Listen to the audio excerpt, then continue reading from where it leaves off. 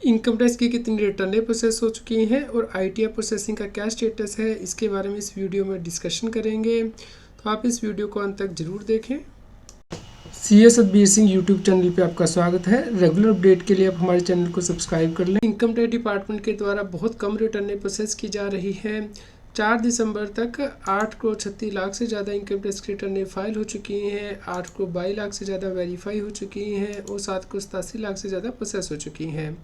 तो इस प्रकार 96% रिटर्न ऑलमोस्ट प्रोसेस हो चुकी हैं और 4% रिटर्न ही पेंडिंग है प्रोसेसिंग के लिए।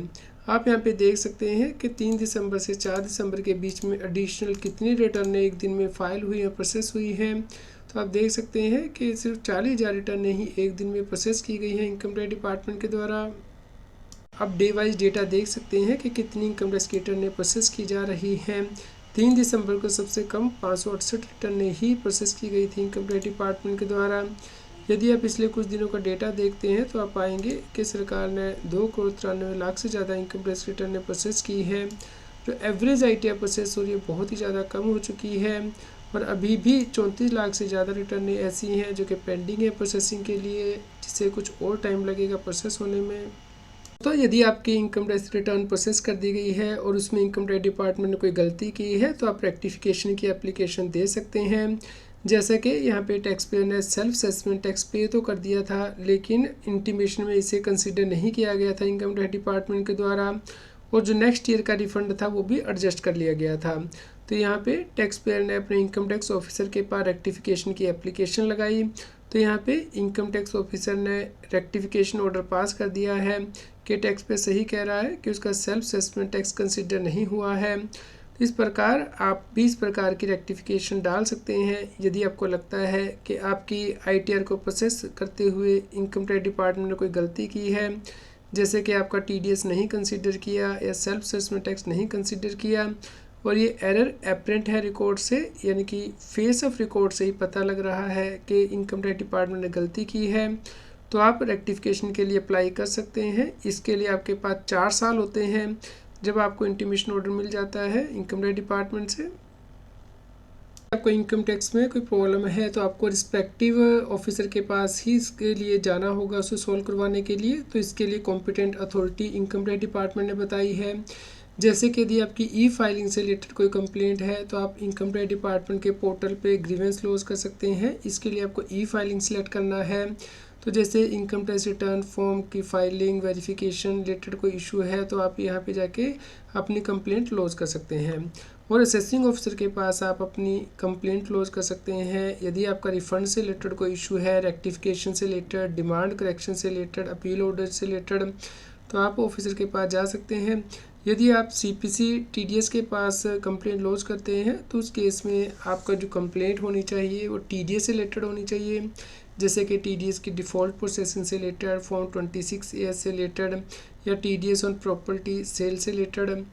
इसके अलावा आप सीपीसी आईटीआर को भी सिलेक्ट कर सकते हैं यदि आपको लगता है कि आपका इंटीमेशन जो है वो गलत आया है, रिफ़ंड नहीं मिला है या टैक्स की प्रोसेसिंग में कोई इशू हुआ है आईटीआर प्रोसेसिंग से रिलेटेड। इसके अलावा आप डीआईटी सिस्टम को भी डाल सकते हैं ग्रीवेंस यदि आपको लगता है कि पैन में कोई प्रॉब्लम है या फिर रिफ़ंड बैंक से रिलेटेड कोई इशू है। और एनएसडीएल के पास भी आप कंप्लेंट डाल सकते हैं यदि आपके आधार लिंकिंग या डुप्लीकेट पैन से रिलेटेड कोई कंप्लेंट है।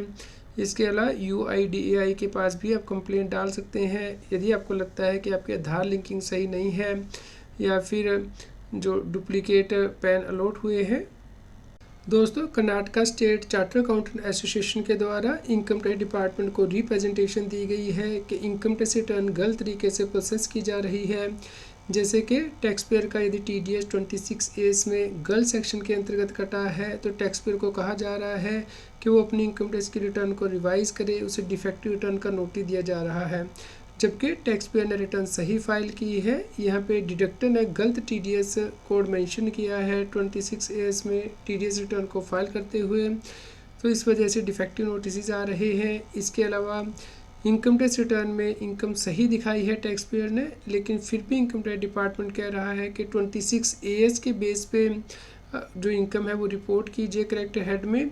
तो इस प्रकार के जो डिफेक्टिव नोटिस आ रहे हैं उसके लिए इनकम टैक्स डिपार्टमेंट को रिप्रेजेंटेशन दी गई है। तो जैसे ही इनकम टैक्स डिपार्टमेंट इस पर कोई एक्शन लेगा या कोई फर्दर अपडेट आएगा तो उसके बारे में हम आपको इन्फॉर्म करेंगे। कृपया लाइक करें और शेयर करें ताकि सभी लोगों तक ये जानकारी पहुंच पाए। यदि आपका कोई क्वेश्चन हो तो आप हमें कमेंट करके ज़रूर बताएं। इनकम टैक्स की और अधिक जानकारी के लिए आप CS Satbir Singh YouTube channel पे जाके प्लेलिस्ट में जाके टॉपिक वाइज प्लेलिस्ट देख सकते हैं कि इनकम टैक्स में कौन से नए बदलाव हो रहे हैं, जैसे कि इनकम टैक्स अपडेट के अंतर्गत या फिर डायरेक्ट टैक्स कोड के अंतर्गत। रेगुलर टैक्स अपडेट के लिए इस चैनल को सब्सक्राइब करें। आप हमें Telegram app CS Satbir Singh टैक्सील पर ज्वाइन कर सकते हैं ताकि आप GST और इनकम टैक्स के रेगुलर अपडेट अपने मोबाइल पर ही प्राप्त कर सकें।